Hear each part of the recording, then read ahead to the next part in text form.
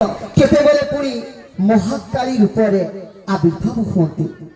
प्रकृत कथा है ए संसार में शांति ए संसार में मैत्री प्रतिष्ठा करने मां लक्ष्य। कथा अच्छी मृत्यु बुझे नहीं बुढ़ा की भेंडिया, मृत्यु बुझे नहीं बुढ़ा की भेंडिया, जम बुझे नहीं टंका, मशाणी बुझे ना धनी की गरीब, साक्षी एका जुई शिखा।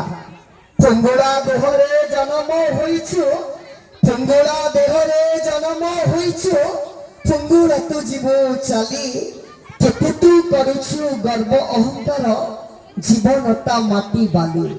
ए मर्त्य बुधरे काहारी अहंकार रही नहीं कि केबे रहिबो नहीं।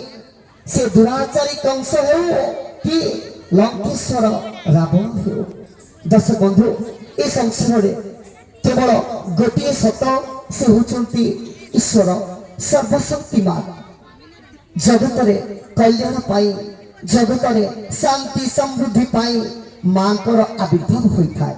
मु अनुरोध रखिबी से कल्याणमयी मां रूपरे आपण सम्मुखें वर्तमान एक सुंदर आध्यात्मिक नृत्य को परिवेशन करने प्रस्तुत हो आसुंच जनता कला परिषदर सब कलाकार मान।